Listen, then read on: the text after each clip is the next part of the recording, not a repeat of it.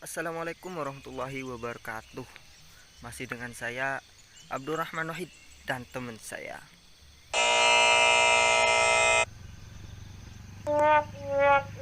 Ternyata tidak ada ya. Sekarang ini kita di mata kuliah yang berbeda, yaitu penulisan jurnalistik. Oke. Pertama-tama saya mengucapkan terima kasih banyak kepada Bapak dosen, yakni Bapak Fatih Holis Ahnaf MPD, telah mempercayai tugas ini kepada saya. Oke. Selanjutnya kita langsung saja simak video pembelajaran kali ini. Let's go. Bismillahirrahmanirrahim. Oke, kita lanjut ke pembelajaran ya. Saya sebagai kelompok pertama di sini menerima materi tentang pers dan jurnalistik. Oke. Jurnalistik merupakan suatu pekerjaan yang meminta tanggung jawab dan mensyaratkan adanya kebebasan. Tanpa kebebasan, seorang wartawan sulit bekerja. Namun, kebebasan saja tanpa disertai tanggung jawab mudah menjerumuskan wartawan ke dalam praktek jurnalistik yang kotor yang merendahkan harkat martabat manusia, baik di negara-negara maju maupun di negara-negara berkembang. Mengapa persyaratan ini dibuat sedemikian berat? Karena wartawan di dalam menunaikan tugasnya mempunyai tanggung jawab yang besar. Seorang wartawan dengan penanya tanpa diikat tanggung jawab mudah saja mempergunakan kebebasan profesinya untuk kepentingan dirinya sendiri atau kepentingan golongannya. Di sini kita akan mempelajari 4 hal, yaitu pertama tentang pengertian jurnalistik dan sejarahnya. Yang kedua yaitu tentang pengertian pers. Yang ketiga yaitu tentang falsafah pers. Yang keempat tentang apakah itu fungsi pers. Menarik bukan? Oke, selanjutnya tentang pengertian jurnalistik.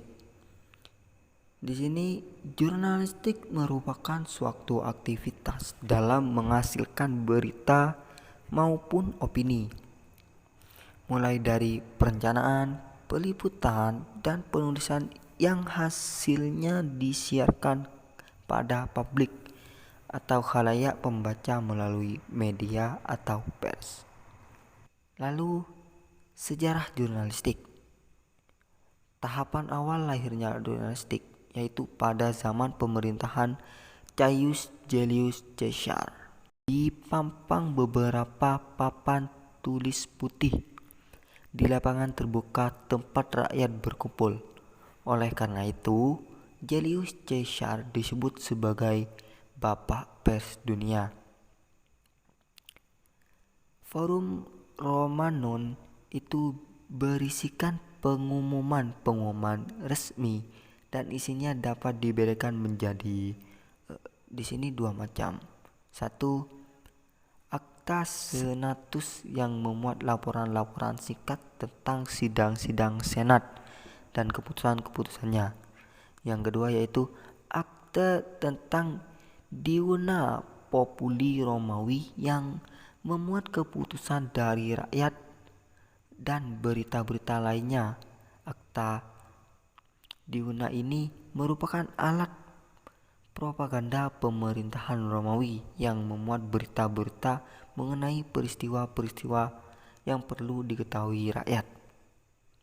Yang kedua yaitu di dalam sejarah Islam, cikal bakal jurnalistik yang pertama kali di dunia adalah pada zaman Nabi Nuh.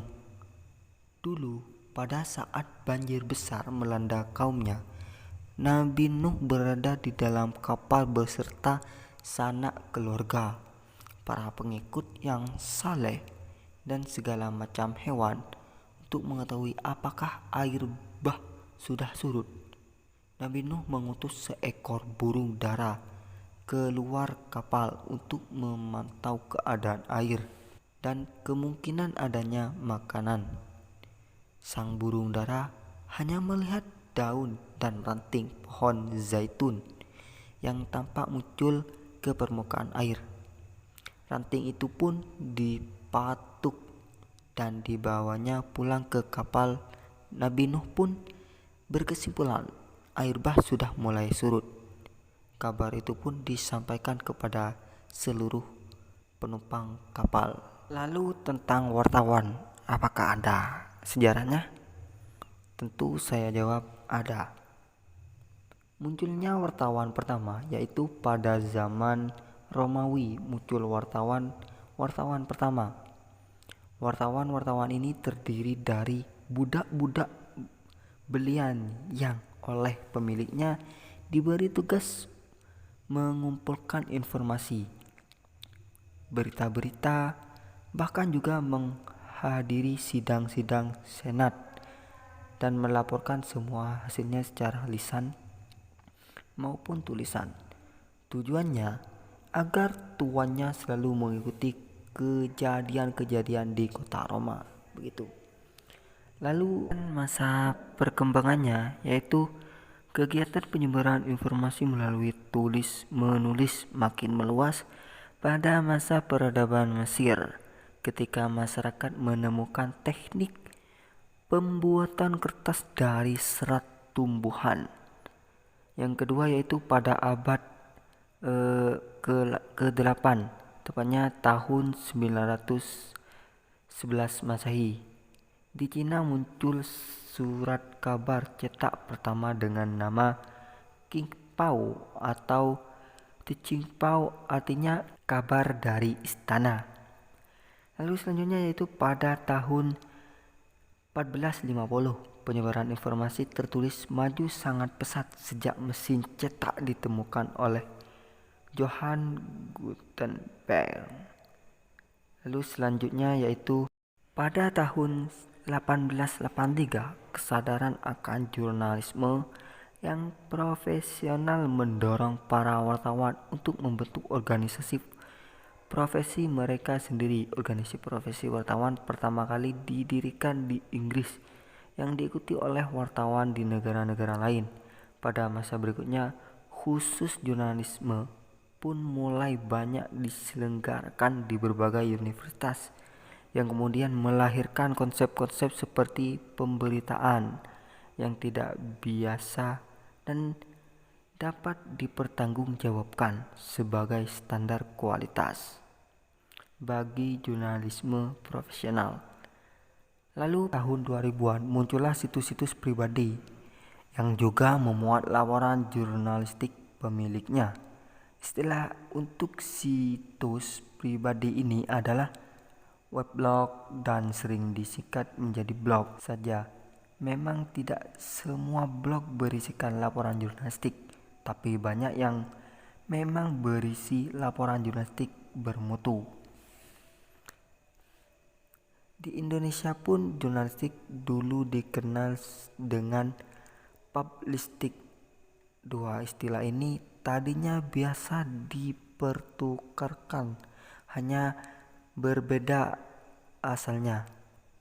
Beberapa kampus di Indonesia sempat menggunakan karena berkiblat kepada Eropa. Seiring waktunya istilah jurnalistik muncul dari Amerika Serikat dan menggantikan publistik dengan jurnalistik. Publistik juga digunakan untuk membahas ilmu komunikasi. Oke. Selanjutnya yaitu tentang pengertian pers. Pers berasal dari bahasa Inggris press yang berarti mesin pencetak.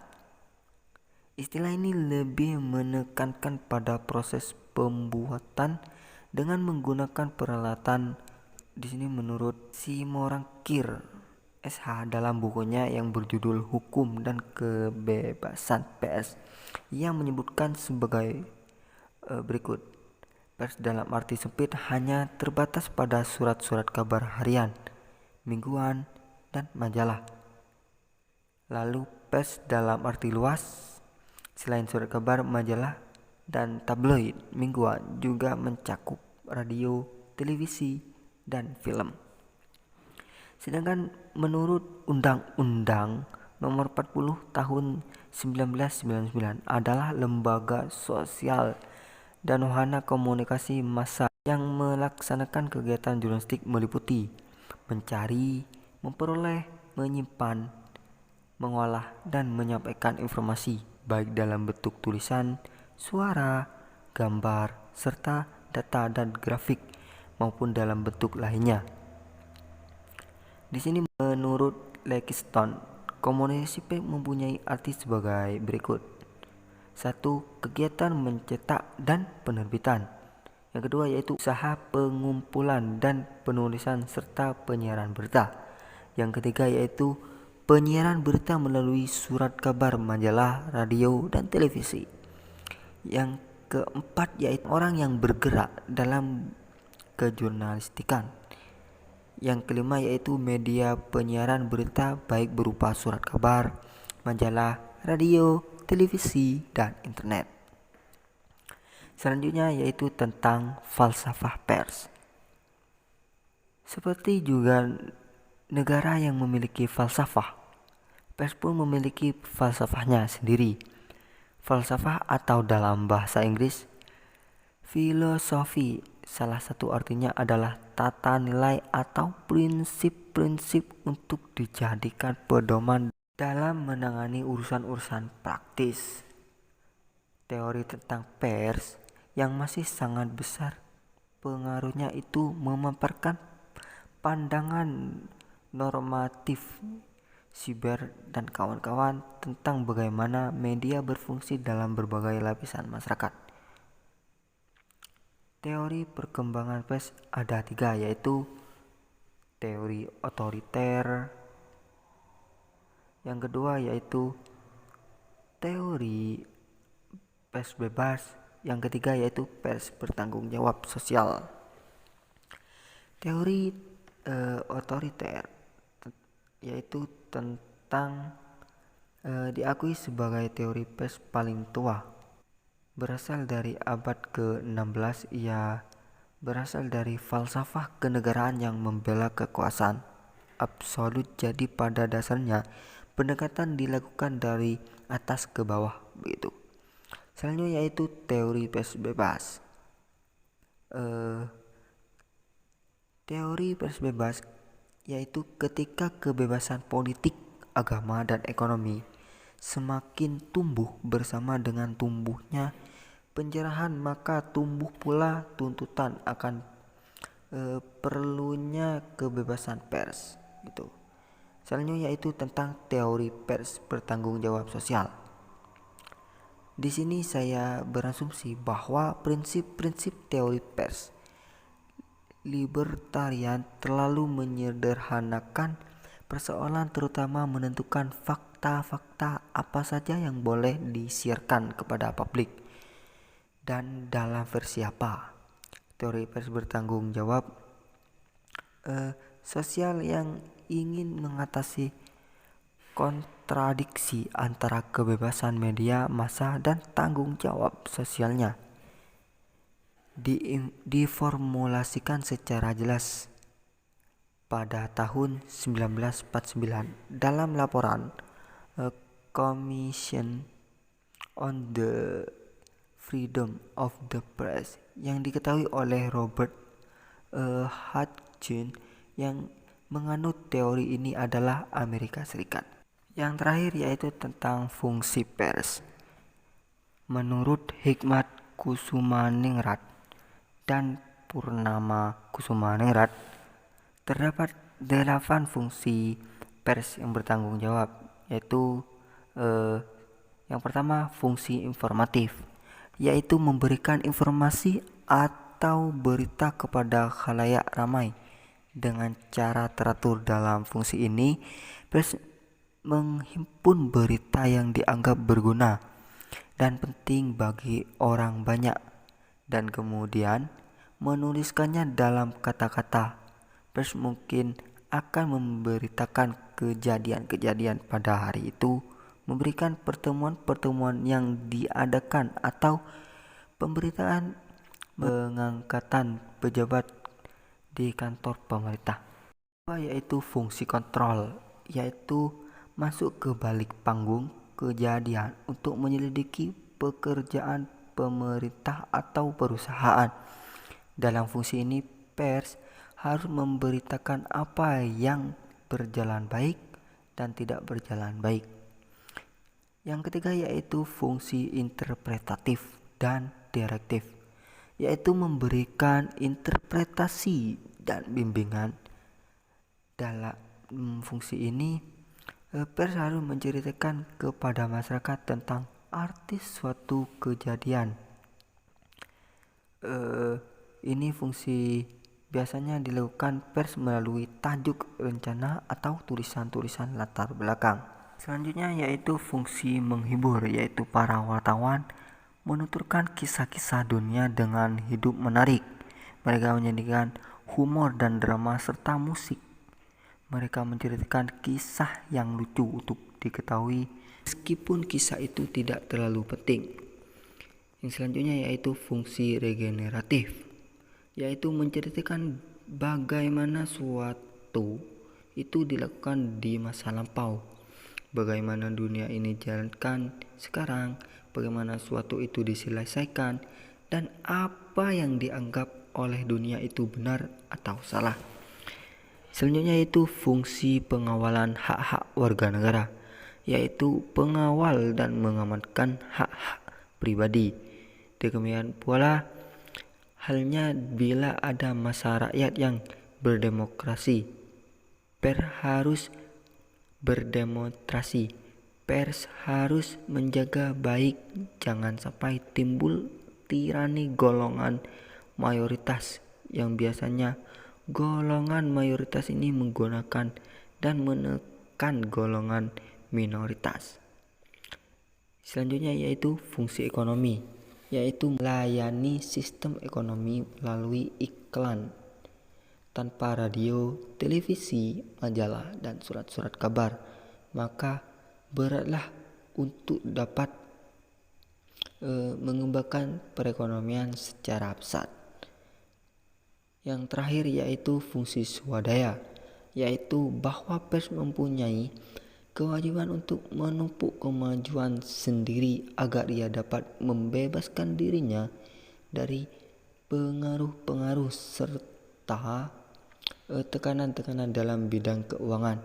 Bila media seperti radio, televisi, dan surat kabar berada di bawah tekanan masalah keuangan, maka sama halnya dengan menempatkan diri berada di bawah kehendak siapa saja yang mampu membayarnya sebagai balas jasa, begitu.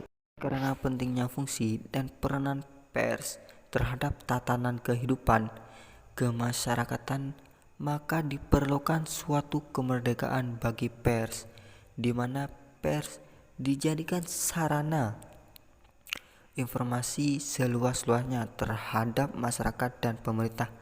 Selain itu juga diperlukan suatu perlindungan hukum dan hak terhadap pers.